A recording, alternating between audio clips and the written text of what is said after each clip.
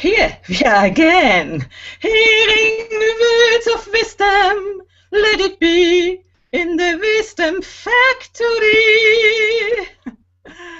Hello and welcome again to the Wisdom Factory, which is a forum for open-minded people like you and us who have knowledge, experience, and wisdom to share with the world. I'm Heidi Hornlein. And I'm Mark Davenport from Paradiso Integrale, thepowerofrelationship.com. Our topics will cover all areas of human experience. We invite people who not only have interesting things to say about the topics and about their lives, but who have also an evolved perspective on themselves and on what they are doing. They are all inspired in contributing to the creation of a better world by helping people to gain a better understanding and perspective on what is happening in the world and in their own lives, and what they can do to contribute to resolve the many, many problems we are facing in this time of history. And this is our 4th episode, and it belongs to the category Gender. The title is Men Are Good. But before we introduce our guest, a few words about us, Mark and Heidi. We both were attracted to integral theory many years ago, well, several years ago anyway, which literally changed our lives, not only in the understanding of the world and of ourselves, but also by giving us literally the possibility to get to know each other, to meet, to marry, and among other things, to create this show. Yeah. We're counselors and coaches, more of that in the details section, and we run a retreat and guest house, Paradiso Integrale, in Umbria, here in Italy, where you are very welcome to stop by. We have lots of room. Indeed. So, to lead into the topic of today, I wanted to state that since women stepped up and claimed their liberation in the 60s, men more and more got confused about themselves, what their role is in life and their worth as a human being, as a husband or a partner, and so on. In their attempt to free themselves, women demonized men as the oppressors and the only cause of their suffering. And I had a period in my life where I did exactly the same thing. I hated men. And still I loved them, and I always came back to them. So today, to be born as a boy in some environment is really bad, like being something just tolerated and seen often as inferior. It is time to come to a balance and consider what reality is. It is time for women to give up to defining themselves by relationships to men. I did it all my life, and I finally need to give it up too. And it's also time for men to become whole as human beings and to claim their rightful place in human society. Today we have invited Tom Golden. Hello, Tom. Hey there. It's good to be here. Thank you for having me. You bet. Tom is an expert in men's issues. He's written several books to help men to grow up into this new way of being. The Way Men Heal, this is also the title of one of his books, is different from the way women heal, for example. And as a public speaker and clinical social worker, Tom brings this news to men and women alike. Men are good. Maybe not all men, but as a species, they are just as good as anybody else, which somehow seems a strange thing to say. And men have to, like women have done in recent decades, have to learn to overcome the restrictions and conditioning which patriarchy had put on everybody. So, Tom, would you like to add anything here before we ask you some questions? No, I'm ready to start. Ready to go. Ready to go, baby. Okay. Well, you're a specialist in men's issues, and so I'm wondering, how long ago did you decide that this was something that needed attention? And how did you decide to go out and spread that message? I came in through the back door, really. You know, I went to graduate school in the mid-1970s, and I got out of graduate school and tried to get a job. At that time, jobs were scarce. It took me about a year to find a job. I finally found a job at this place down in Washington, D.C. that was for people who were dying or grieving. I said, I can do it. They hired me. So I go there, and the first thing I notice is, uh-oh, all the therapists were women. There was like 17 therapists there, and all of them were women, and one guy, me. So what happened was, you know, that as people would come in to be sent out to the different therapists, who would they send all the men to? They'd send them to me. You know, because Golden's a man, he can figure them out. He knows what to do, because the women didn't want to work with men, and I found out quickly why they didn't want to work with them. Because I'd sit with these men, and, you know, these were men who were very, you know, traumatized. And I'd try and make eye contact, right? Make good eye contact, because that's what they taught me to do in graduate school. But do men like eye contact? No. Not in the same way that women do, particularly when it's eye contact with another man. Because what does that mean to men? To men, eye contact with another man means competition. It means confrontation. It means put 'em up, pal. We're going to go at it, right? So here I am. I'm hoping I'm going to try and help these guys relax and open up. What I'm doing is I'm making them more tense. And there's oodles of other things that I did at the time that I'd been taught to do in graduate school that simply didn't work. Because they worked really well with women. The women I worked with, it was easy. I liked it. And I started thinking, oh my gosh, these 17 women are right. You know, there's something wrong with these guys. Because what I'd been taught was not working. So I had a bunch of choices then. I could either just grit my teeth and keep going, or I could try and find out why men seem to be different. And I bumped into this anthropological research on cross-cultural grief. And this research was of tribal cultures, indigenous cultures, and it was fascinating. But they had something that woke me up. What they did was they showed me that almost every time in these indigenous cultures, the men were given something to do after a death.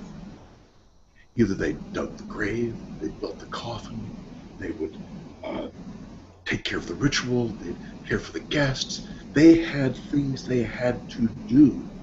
Whereas the women, they would often give this place to emote. And it started me thinking, this is interesting. that's what's happening here. And I realized, oh my gosh, we have subcontracted all of the things to do after a death. We've subcontracted. Someone else digs the grave. Someone else builds the coffin. Someone else gives the eulogy even sometimes. So men are left in funeral homes tapping their feet with nothing to do. And then it started to dawn on me, uh-oh, we've really made a mistake. And instead of looking at the men and trying to make eye contact and to talk about their feelings and to talk about the past, I started asking them more about the things that they were doing. And that's when I woke up. You know, Tom, this is very, very interesting because we women think when men go out doing something in difficult situations that they are avoiding the grief. Yes, You know? which is exactly what I thought at the time. Yeah. But when I saw all this happening with the indigenous people, it woke me up. And then I started asking the men about what they were doing, and I started getting excited because the men would tell me what they were doing. It was easy to talk about that. It was simple to discuss, shoulder to shoulder, talking about the kinds of things they were doing to help themselves, actions they would do. And I started realizing that a key to men's healing is action.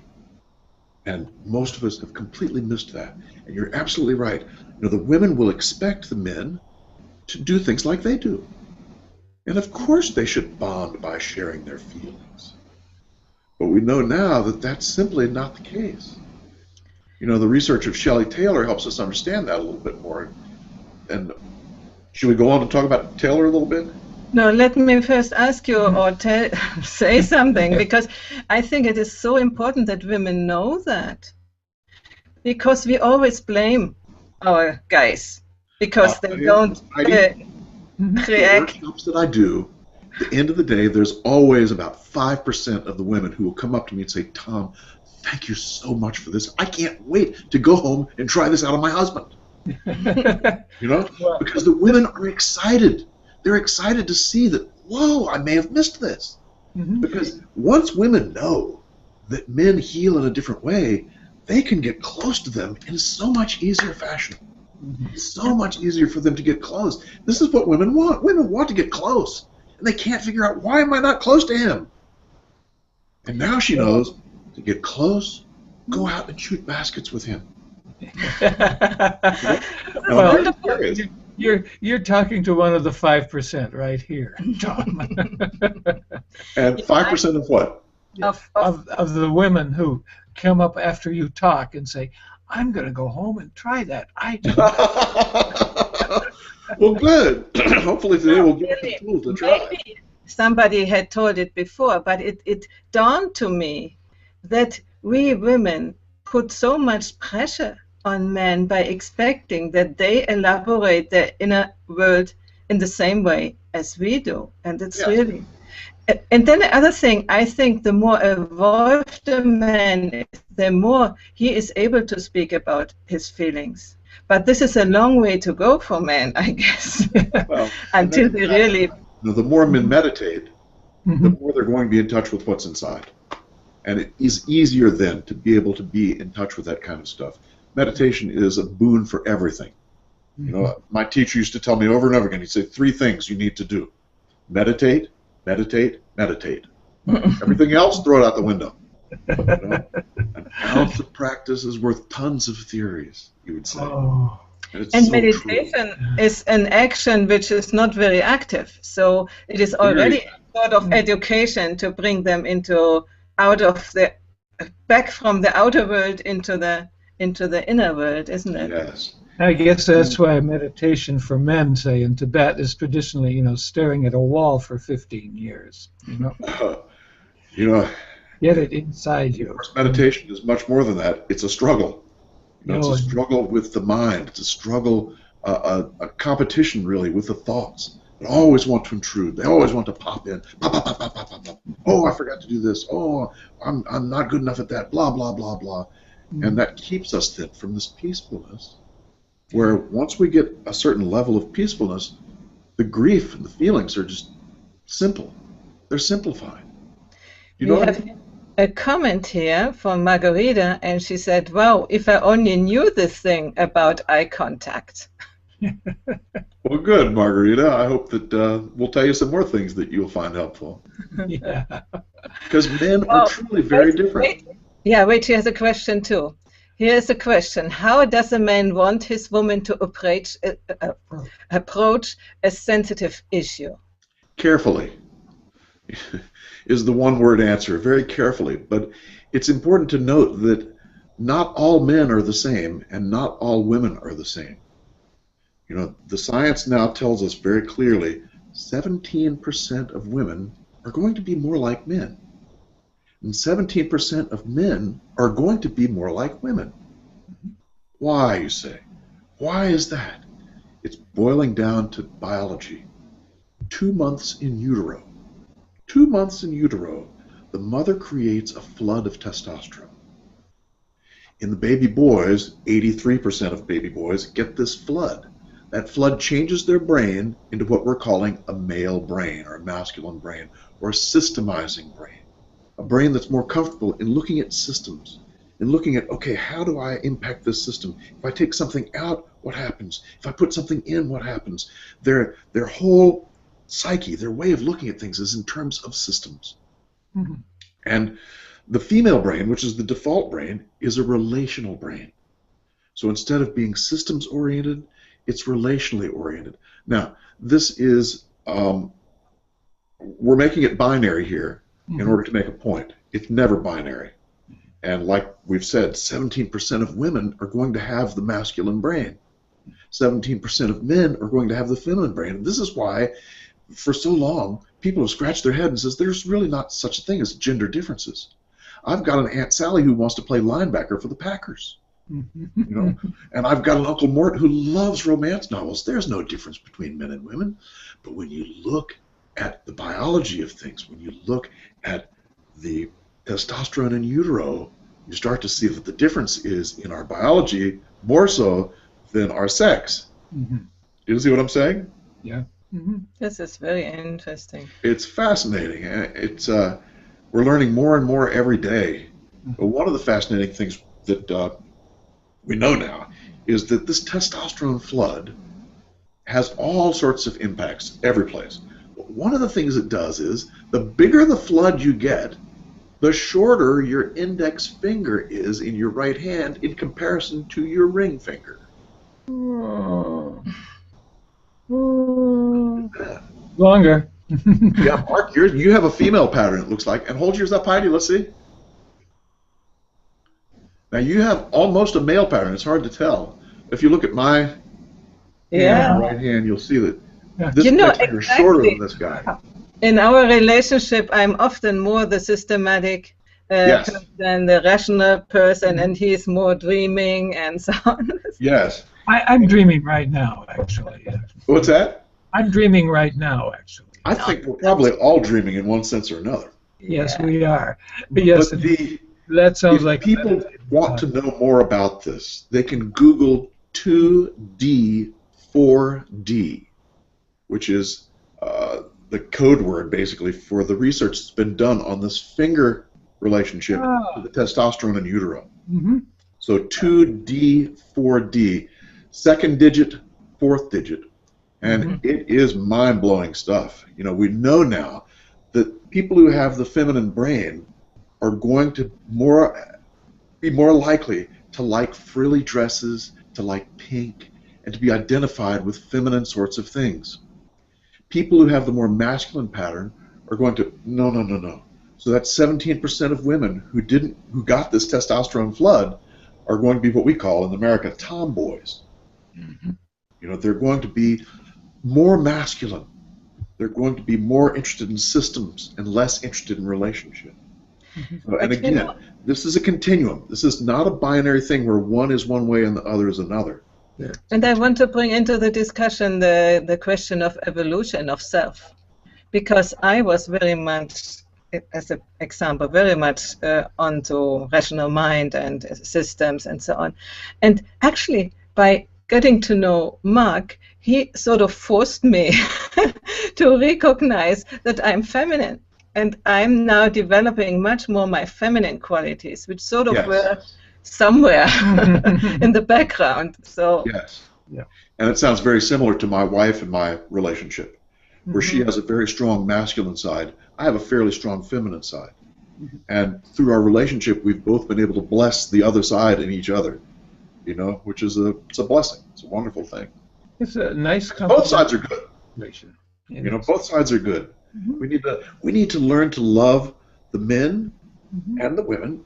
We need to learn to love the very feminine men and the very masculine women. Love everybody. Why not? But one thing I've noticed in politics, and I'm go to the extremes of the Scandinavian countries. I was watching a documentary on Norway a while ago, and asking educators there, you know, what were the differences between men and women, boys and girls in their case, and they denied any differences. That any differences were strictly cultural, conditioned, you know, nothing innate. It was sort of the dogma of this postmodern generation in Scandinavia. It was really, they were confronted with all kinds of evidence that wasn't so, that there were all kinds of innate differences as well as the cultural ones, but they would just deny it. They couldn't see it, really. Intelligent, well-educated people. Yeah. Yes. Yes, and we have the same thing in the United States.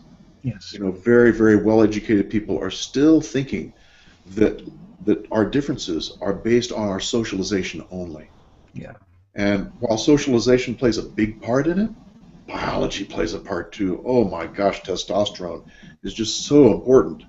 You know, we know now that because of the 50 years you've talked about where, you know, people are thinking straight line socialization, they've neglected really looking at testosterone. But we know now from the trans men piece. Do you know about trans men? Trans men are Oh, biological women oh yes. who decide that they're actually men in a woman's body, and they take huge doses of testosterone in order to literally transform themselves into men. Mm-hmm. And the writings of these people is absolutely fascinating from my perspective, because they talk about the shift that goes on in the way they process emotions. When testosterone hits, many of them say the same things. First thing is, tears dry up. I don't have as many tears now that I'm taking a lot of testosterone. Isn't that fascinating? And we know now that little boys, when they're 6 years old, can cry like a banshee, but when they hit 12, the tears dry up. Yep. And it's related to our biology. As the testosterone goes up, the boys lack the capacity then to cry. And of course, the other thing about crying for men is that a man's tear ducts are larger than a woman's. And because of that, he tends to hold more of the tears in his eyes. So when men are very sad, you'll see their eyes glisten, but you don't see the tears rolling down their face.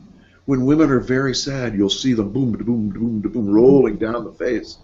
You know. No, it's So the one thing is that testosterone impacts the tears. The second thing is it impacts our ability to articulate our emotions when we're in the midst of feeling them. The trans men talk about this process where instead of being able to say, oh, I'm feeling so such and such, they go, I'm feeling what? And boy, when I heard that, I said, welcome to my world. Because as a man, it's more difficult to process these emotions. It takes a longer time to process them and to put them into a verbal form. Mm-hmm. You know? But So, do you think they can train that? Also, the hormone state is different? they can train the hormonal state or train the No, reaction? train to learn to process their emotions and to give names to them. Those are fantastic things. We can train ourselves to do just about anything. You know, so yes, I think men can overcome this, but I think it's really important that we realize that this is a limitation that men have. They're not going to be as articulate about their emotions. The next thing is, the trans men say, when I was upset, I would always go to a girlfriend. We'd talk about this stuff and I'd feel a little better. Now that I've taken testosterone, I don't have that desire at all. Instead, she says, or he says, I think I'd rather just hit something. Here is, can I bring up another comment from Digiman? He says, isn't some of the masculinity seen in a woman a way to deal with the glass ceiling? You know, I don't know what to say to that, except I think that's apples and oranges. I think the masculinity in men and women and the femininity in men and women is a biological and social event. If he's saying that women need to become more masculine in order to try and get into the job force and succeed, yes, I would definitely agree with that, because it demands that. You know, the job force demands that people compete, and you know, this is the masculine side. Testosterone helps you want to compete. Estrogen helps you want to connect and cooperate. You know. There was a phase of feminism, I think, where it was kind of exaggerated masculinity, where women really put down traditional roles and you know, tried to be supermen when they got out into the world, and exaggerate some of these characteristics, even to the point of, you know, dressing in suits to go to work and so on. Yeah, I agree. I hope they retreated from that a bit. We have another comment here from Mel. I didn't know that men have larger tear ducts. Yes, I didn't know either. No. Yes, they do have larger ones, but again, human variability is huge. There may be some men with smaller tear ducts and some women with bigger. So we're talking a bell-shaped curve here. We're not talking about all one and all the other. Yeah. But if we can get back to Shelley Taylor, she's really important and critical for us to understand just at the beginning. And Taylor is a researcher at UCLA, and she found out in the early 2000s that the stress research that had been done only with male subjects. everything. So everything you've ever read about stress that came out of the U.S. is based on men. Probably college sophomore men. Yes, that's exactly right. Yeah, it's probably college men, a couple of freshmen and juniors thrown in. Mm-hmm. Yeah. Um, so Taylor found that all this research was just done on the men, so she said, look, we need to study just women. So Taylor studied women who are stressed, and she found some amazing things. What she found was women don't fight or flight. Women tend and befriend. Women tend and befriend. When women are stressed, they move towards other people. When men are stressed, they move either to action or to inaction. Does that make sense? Mm-hmm. So this is the first bifurcation of men and women with stress, is that the women will be more likely to move towards people and to talk. The men were more likely to move towards doing something or become passive and inactive and quiet. And when they're quiet and inactive, they grind on it. They think about it repeatedly, over and over and over again. Only for a few decades have I been doing that. Yeah. Grinding on it? Yeah, grinding on it. Right. Yeah, I've had a couple of decades myself with that. And it's not a bad thing. You know, anybody who's had a little boy, you know, a son, they can think back to when he was 12, 13 years old, and he'd get upset. What would he do? He'd go to his room and slam the door, right? And he'd hold himself up, and he'd sit there, and he'd think, and he'd think, and he'd think, and he'd tell that story in his mind's eye. He'd tell it over and over and over again, right? Mm-hmm. He'd come out later and be a different person. Why? Because he was able to process it with his mind, through his inaction, through pulling back just by himself. And men do this repeatedly with their grief. Men will move towards an inactive place where they simply think about what happened. And it's a very valid form of healing. You know, the way we, in the U.S. anyway, the primary idea is that women heal through crying and talking about it, and men should too. Yeah. We have another comment here from Mary, and she Yes. said, what causes women, it has gone away, let me see. What causes women? Here. That is exactly the question that Taylor asked herself, because she couldn't figure out why this would be, because men and women have a very similar chemical response to stress. So she was thinking, why on earth would women do one thing and men do the other? And she found out something very important. Oxytocin. Ever heard of oxytocin? Oh, yeah. Yeah. Mm-hmm. They call it the cuddle hormone. When you get this oxytocin stuff, you want to come, you want to affiliate, you want to cuddle, you want to get close to. And men and women both get a dose of oxytocin when they're stressed. So Taylor is scratching her head saying, well, wait a minute, why would women do it one way and men do it another? She found out something very important. The man's testosterone negates the effects of the oxytocin. He does not have the same need to cuddle and to get close to. The woman's estrogen amplifies the oxytocin. She really wants to cuddle. So again, this is a split that happens between us. And it may very well be that some men have more of the oxytocin, some women have more of the testosterone. Who knows? But in general, when you look at the big piles of things, more women are going to affiliate. They're going to move towards other people. And more men are going to move into either an action or an inaction. And some of this is due to their biology. Mm-hmm. Yeah, this is wonderful. I'm completely with you. I want to be cuddled, you know, when I have a problem. And It's very, very convenient for me. he likes to cuddle. This is good. That's right. And you know, if Mel wants more information on this, Taylor wrote a book called The Tending Instinct, which will answer every question you could possibly have. It's a great little book, The Tending Instinct by Helen. Mm-hmm. I forgot her name. Can you, when you know it again, can you write it in the event page so everybody can see I'll it? remember by the time we finish today. Okay. Taylor, Shelley Taylor. No, Shelley Taylor. Okay. Shelley Taylor, The Tending Instinct. It's a great little book. Well, Really, because she's talking about just what we're talking about, this differentiation between us that makes us unique, makes us different. Uh-huh. And really, I said before, we need to learn to love the very feminine men and the masculine women and everybody in between.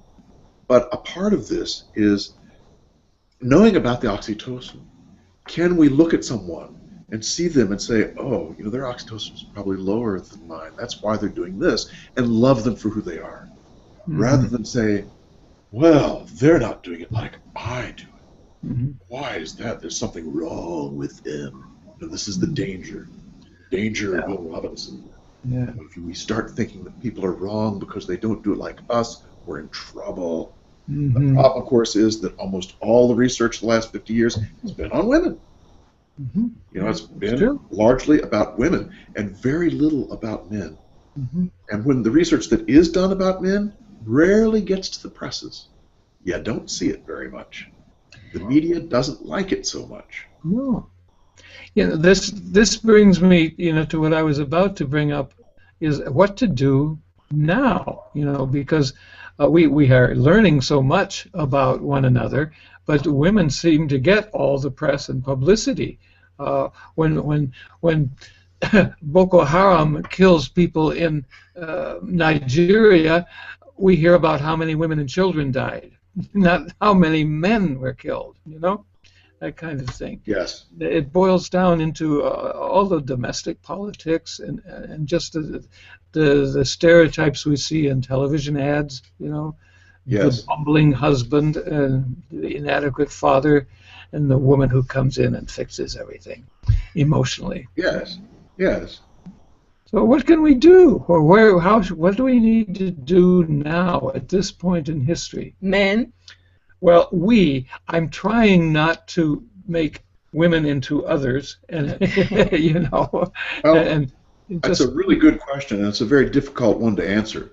But I think in general, most people can do almost nothing, because their consciousness is tied into the way things are, and their consciousness is rigid. It's stuck. Most people are asleep. Gurdjieff would say most people are sleeping. They have not woken up. But people who have meditated for a while have a better chance at seeing the world in the way it really is.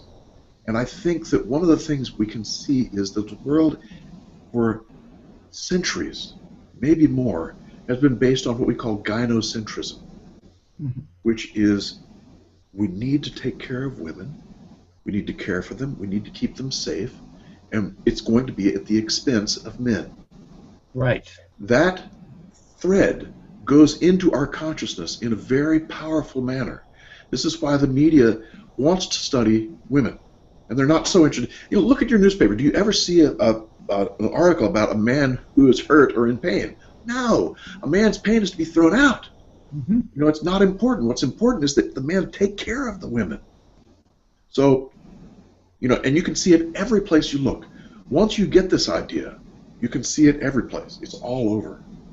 And it's really the reason why feminism was able to take over like it did, was because they were moving along with the natural cultural meme, which was take care of women and protect women at the expense of men. Does that make sense?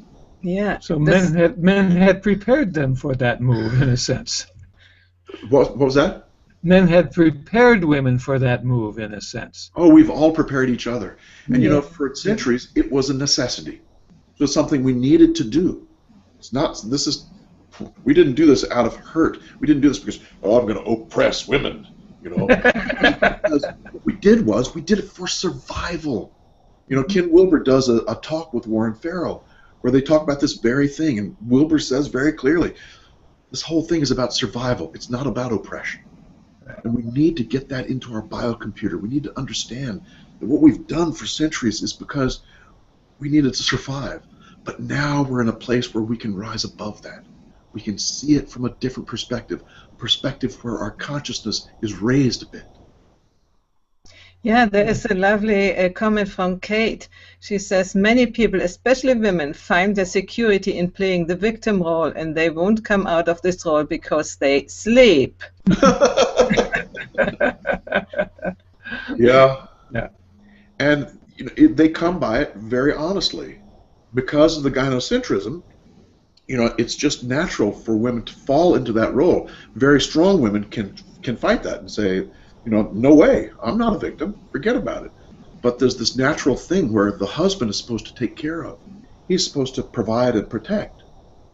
And if he doesn't, the government had better provide and protect. That's and that's story the altogether. rub. The man doesn't have to provide and protect anymore. And so what is his role? In this at this point in history. He may not have to provide and protect anymore, but men have three choices. Women have three also. The women can get married and have children. They can not have children. They can work full time, right? Or the woman can work part time. They have multiple choices. The men have three choices: work full time, and work full time. That's it. Anything that varies from that, he's seen as suspect. Because men who are dependent in any way are seen as refuse. So they are dismissed if they're dependent. Yeah. What do you think this, with the evolution of consciousness, this might change? I think it's changing now. Another question. Look at Wilbur and Farrell. I mean, they both understand this in a very different, potent sort of way. Mm-hmm. And it's because both of them have worked on their own consciousness for years. Yeah. They're able to see things clearly, not from the gynocentric piece that's woven into us that says this is the way we should be. It's very powerful stuff. It is. It takes a while to really see our own, the way we buy into that. Mm-hmm. It's hard. It goes to the next question. You at the beginning said meditation. And it is still a little bit woo-woo for men. And there are many women who want their husbands to come with them to a meditation course or self-discovery course and something. What is the role of women to help men to grow up a little bit? And what can they not do? What they should not do? I think people will find their teacher when the right time is there. People will find their teacher when the right time is there. I know when I was initiated in the 70s by a master, I wanted everyone to experience the same thing. My family, my friends, everyone said, you got to do this, you got to do this. I was crazy. I was ready for it because that was my time.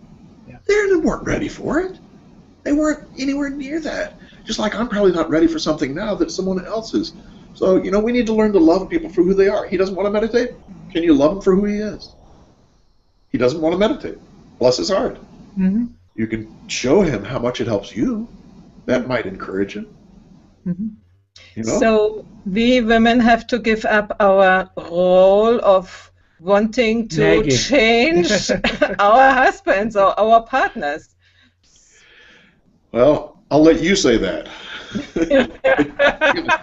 I basically agree with you. Yeah. That a part of higher consciousness is letting go of that. Mm-hmm. Being able to see people for who they are and love them for who they are. Not saying, you need to be this way, that way, the other way. And men too sometimes. Mm-hmm. I do think that women's need to change their mates, is caused in a deep insecurity in themselves. If the other changes in the way I want them, then I'm safe, but I can control him. It's a sort of manipulation, actually. But if we let him go and be himself, he is out of my control, and so who knows what he's doing. So.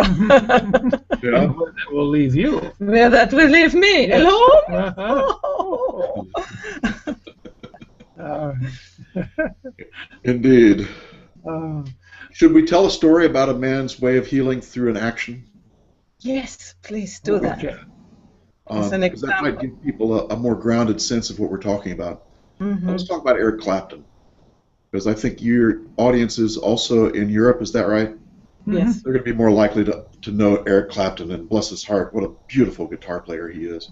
But he had the terrible thing happen. His 4-year-old child died in, I guess it was 1990 something, and he fell out of a skyscraper window and died, and Clapton was sent into a complete tailspin of grief. And in his autobiography, he talks about what he did. What he says he did was, I isolated myself. I pulled myself back. He'd been 2 years sober at the time. He said, I went to meetings or I went and played my guitar by myself. And he says he played over and over and over again. And slowly, songs started to come to him. And during that time, it was about 3 months or so from the death until the time when the song started to come out, these 3 songs emerged. They were Tears in Heaven, which everybody knows pretty much about, My Father's Eyes, which was a song where he was thanking his son for giving him the opportunity to see his father's eyes, because he'd never met his father before. Wow. What a beautiful, beautiful tribute. And then the 3rd song was The Circus Left Town. And The Circus Left Town was about his son, because the night before his death, Clapton took his son to the circus. And the song is a message to his son that one trip to the circus is going to have to last him a lifetime. You cannot listen to that song and not have a powerful emotional response. It is a beautiful song. I'm tearing up right now just thinking about it. It's very powerful. You can see how Clapton, putting this song together for those 3 months, 4 months, right? As he was doing that, was he thinking of his son? Yes. Was he emoting? Was he feeling the emotions that they came through? Yes. But was he connecting it with an action? Was he connecting it with something that he did well, his creativity? Mm-hmm. And it was through his creative action that he was able then to feel this stuff, pass it through his body, to be that emotion for a while. And now that the song is out, what happens? Clapton probably hears the song, boom, same space. Performs the song, same space. It helps him process these emotions just through the action, not through talking about it. Does that make sense? Oh, yeah. This is wonderful. And Beautiful. only by speaking, you have taken me in some other space. Although I don't know the songs. Can you just give a little hint how these songs go? Maybe I know them, but I'm not sure. You probably don't know. You probably know Tears in Heaven, right? Mm-hmm. You don't know that song? I don't know. No. Maybe I do, but I when I hear the melody, I might see it. Oh, let's see. How does it go? Mark, do you know it? Not really, no. Oh, darn. I was Just going had to try been removed from the scene for a while. Let's see. Da da da da da da da da. Let's see if I can remember the refrain. Oh, darn, I can't remember it. If not, it's not a It's all problem. right. It was just. I'm sorry about that. I'm tongue of thinking if I can remember the darn thing. Mm-hmm. Maybe I'll remember as we go on. But the other 2 songs, that one was very popular. It was like #1 on the charts for a long time. And that song, Tears in Heaven, is about will we see you again? It's not really about his grief. It's more a philosophical kind of thing. The one that's about his grief is that Circus Left Town one. Powerful, powerful song. So Clapton was using his creativity. Mm-hmm. It's just like Beethoven one time. Beethoven's friend, a baroness, had a number of her children died in a huge accident. And Beethoven knew the kids, and he knew, of course, he loved the baroness. And everyone expected Beethoven to go over and take care of her, at least go over and say hello. Beethoven said, no, I can't do that. He said he needed time to process his own stuff. He stayed by himself. He practiced in his practice room. Finally, one day, Beethoven invites her over. He says, would you like to come over?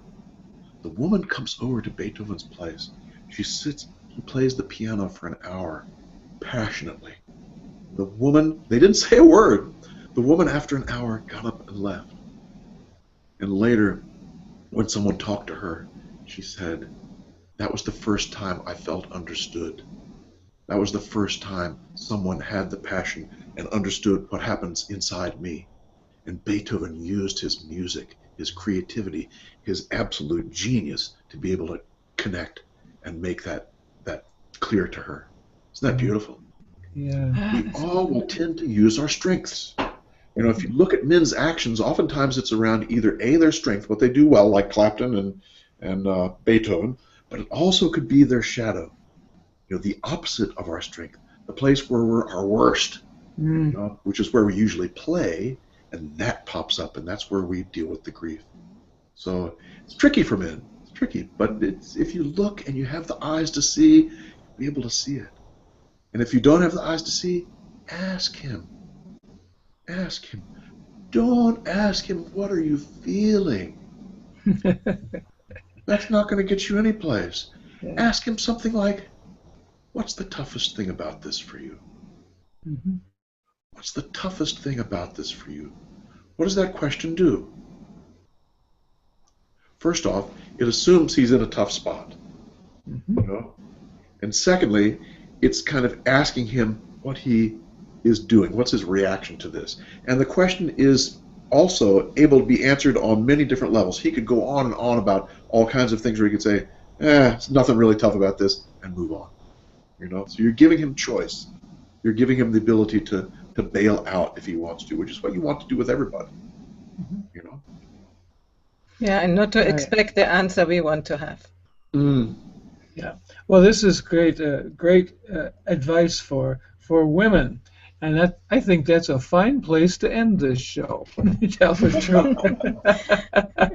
But you know, we've come over considerable ground, and I've heard a lot of things that are new to me, including the story about Beethoven. I didn't know that at all. And I think we need to wrap up a little bit, Yep. yeah. And So we want to thank the viewers in the event page, yes. to be there and watch the show, and also the viewers who come later and watch the replay, and leaving your comments. Already we have some wonderful comments, and we are waiting for more.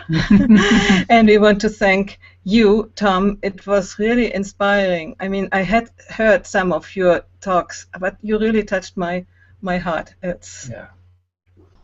Thank you. Thanks, Heidi. Bless your heart. Appreciate that. Yes. Yeah, you transmit what you are saying, and this is wonderful. And I can see why you choose this profession, to help men to go, because you have this possibility that people can have trust and follow what you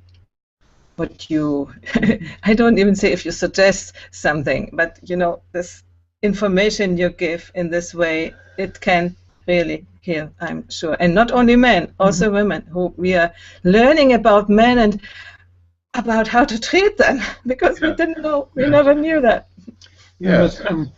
What's coming across to me from you, Tom, is this compassion you have for people wherever they are. You know, just at what point in their development and their situation are they, and accepting that, and allowing that just to be, and not to expect miracles, but to be able to ease people into new, you know, more functional places, I guess is what I'd like to say. That's nice. Yes, thank you. Thank you. Captured it. And I want to talk a little bit what next week is coming up. There is Fernanda Ibarra and Jeff Clearwater, and they will talk about creating sustainable and regenerative communities. And they have a project which is called Village Lab, and they will talk about that. And I think it's a very important thing to know about how can we live in a different way together. So I invite everybody to come and watch next week's show. And at the end, I would like, unfortunately we cannot sing together. There's also in the audience, there's Kate, she is a singer, and I'm waiting for Google to make it possible that we can sing all together the same thing. But I would invite you just to sing a goodbye with us. So long, farewell, auf Wiedersehen, goodbye. Wonderful. And you? I'll try to sing my father's goodbye. We're going to Goodbye. There we go. Yeah. Okay, thank you everybody, and we see you next week, hopefully. Bye-bye. Thank you all. Bye-bye.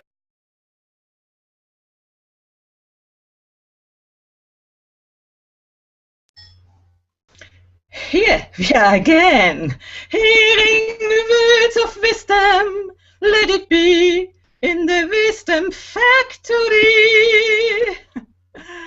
Hello and welcome again to the Wisdom Factory, which is a forum for open-minded people like you and us who have knowledge, experience, and wisdom to share with the world. I'm Heidi Hornlein. And I'm Mark Davenport from Paradiso Integrale, thepowerofrelationship.com. Our topics will cover all areas of human experience.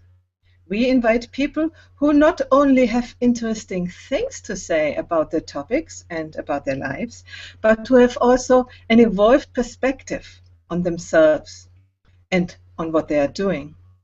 They are all inspired in contributing to the creation of a better world by helping people to gain a better understanding and perspective on what is happening in the world and in their own lives, and what they can do to contribute to resolve the many, many problems we are facing in this time of history.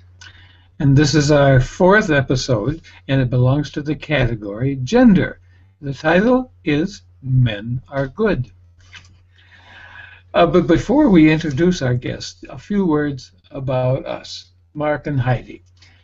We both were attracted to integral theory many years ago, well, several years ago anyway, which literally changed our lives, not only in the understanding of the world and of ourselves, but also by giving us literally the possibility to get to know each other, to meet, to marry, and among other things, to create this show.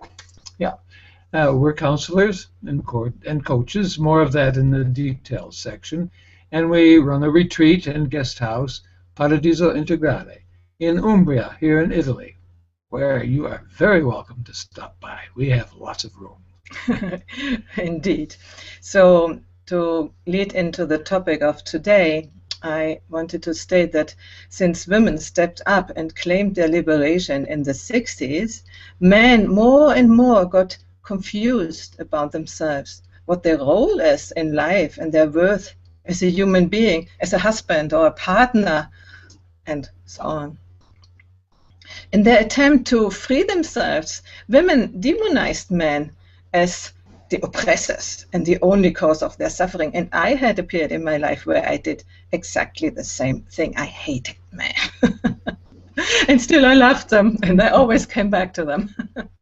So today, to be born as a boy in some environment is really bad, like being something just tolerated and seen often as inferior. It is time to come to a balance and consider what reality is. It is time for women to give up to defining themselves by relationships to men. I can't wait to go home and try this out on my husband. Because the women are excited. They're excited to see that, whoa, I may have missed this. Because once women know that men heal in a different way, they can get close to them in so much easier fashion. It's so much easier for them to get close. This is what women want. Women want to get close. And they can't figure out, why am I not close to him? And now she knows, to get close, go out and shoot baskets with him. Well, you're talking to one of the 5% right here, Tom. And 5% of what? Of the women who come up after you talk and say, I'm going to go home and try that. I do. Well, good.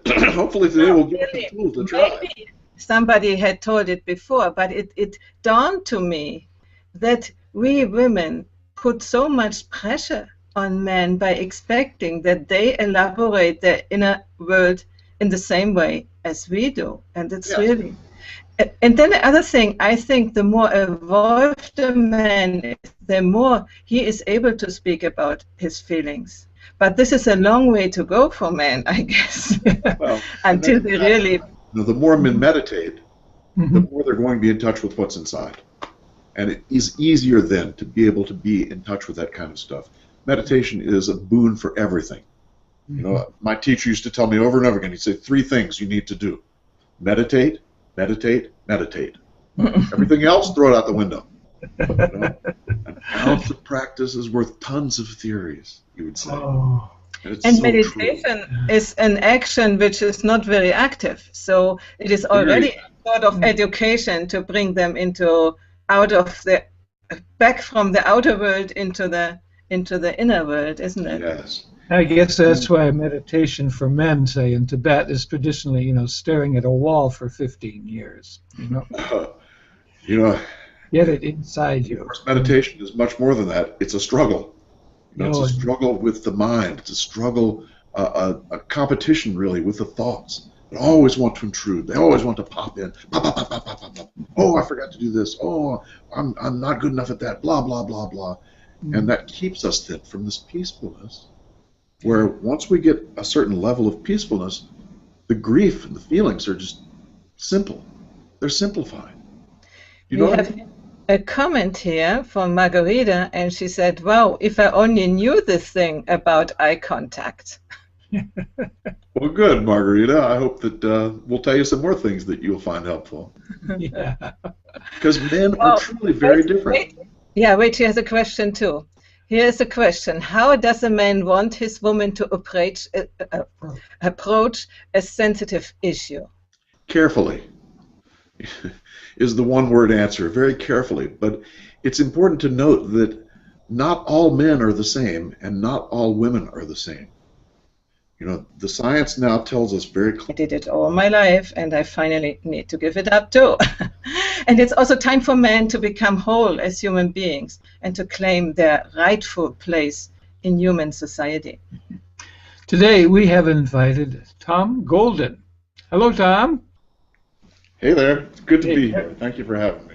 You bet. Tom is an expert in men's issues. He's written several books to help men to grow up into this new way of being.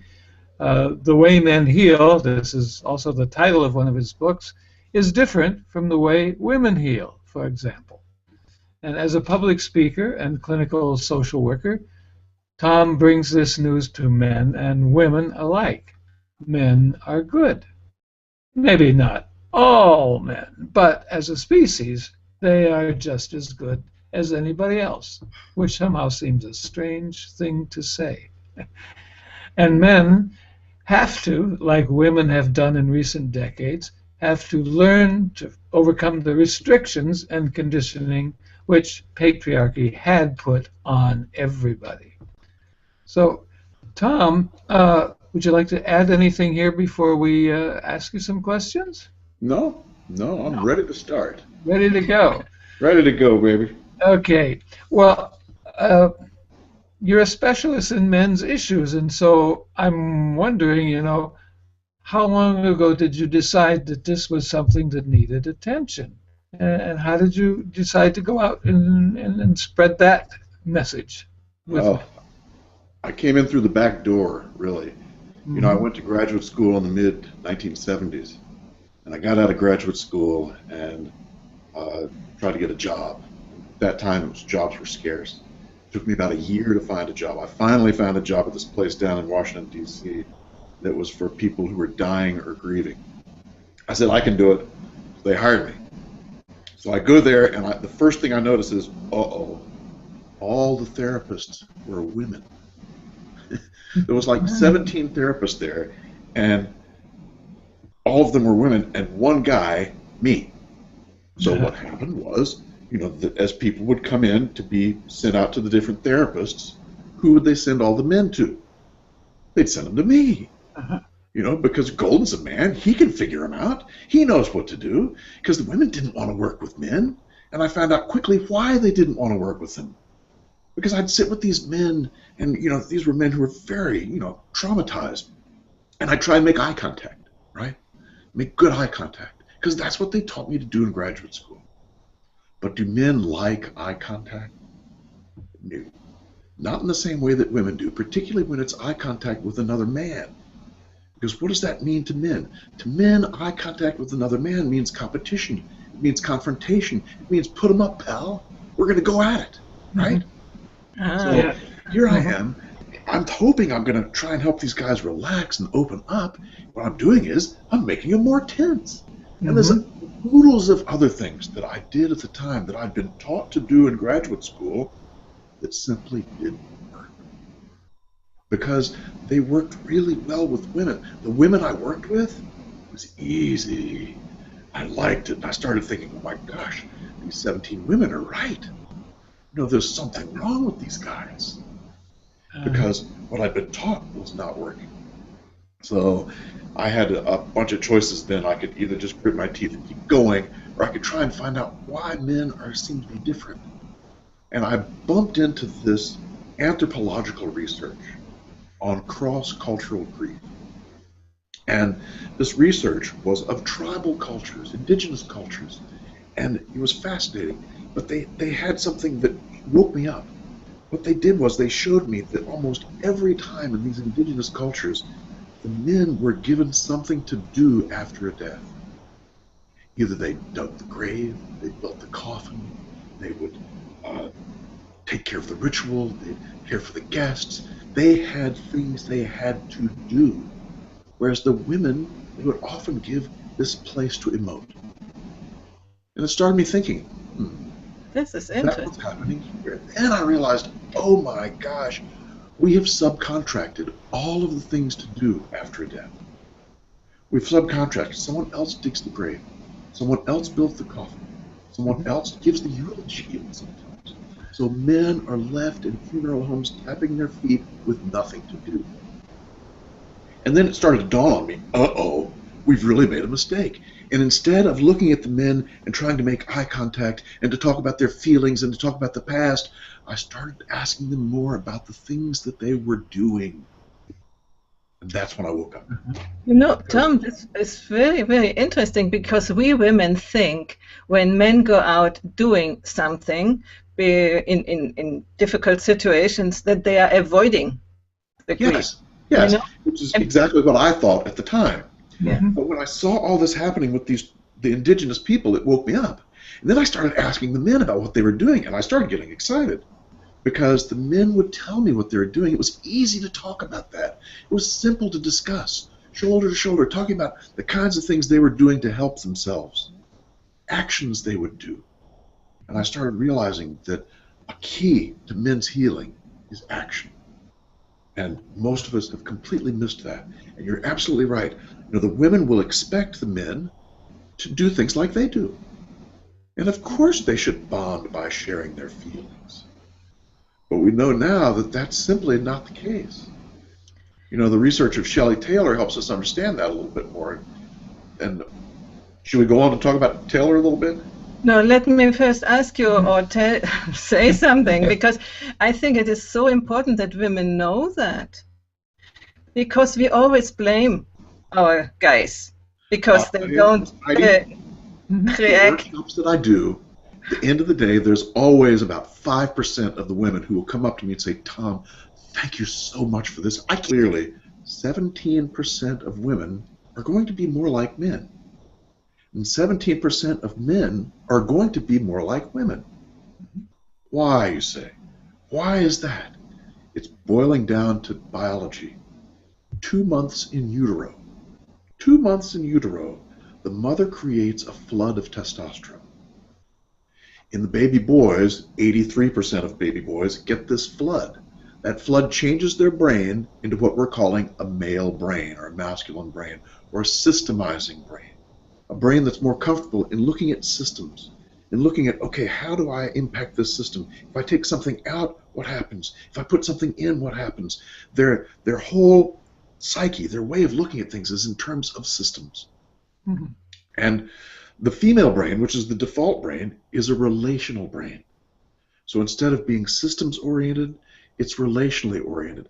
Now, this is, we're making it binary here. In order to make a point. It's never binary. And like we've said, 17% of women are going to have the masculine brain. 17% of men are going to have the feminine brain. And this is why, for so long, people have scratched their head and says, there's really not such a thing as gender differences. I've got an Aunt Sally who wants to play linebacker for the Packers. And I've got an Uncle Mort who loves romance novels. There's no difference between men and women. But when you look at the biology of things, when you look at the testosterone in utero, you start to see that the difference is in our biology more so than our sex. Mm-hmm. Do you see what I'm saying? Yeah. Mm-hmm. This is very interesting. It's fascinating. It's we're learning more and more every day. Mm-hmm. But one of the fascinating things that we know now is that this testosterone flood has all sorts of impacts every place. But one of the things it does is the bigger the flood you get, the shorter your index finger is in your right hand in comparison to your ring finger. Longer. Yeah, Mark, you have a female pattern, it looks like. And hold yours up, Heidi, let's see. Now you have almost a male pattern. It's hard to tell. If you look at my right hand, you'll see that this index finger is shorter than this guy. In our relationship, I'm often more the systematic person, the rational person, and he's more dreaming and so on. Yes. I'm dreaming right now, actually. What's that? I'm dreaming right now, actually. I think we're probably all dreaming in one sense or another. Yes, we are. But yes, but that sounds if like people want to know more about this, they can Google 2D, 4D, which is the code word basically for the research that's been done on this finger relationship to the testosterone in utero. Mm-hmm. So 2D, 4D, second digit, fourth digit. And it is mind-blowing stuff. You know, we know now that people who have the feminine brain are going to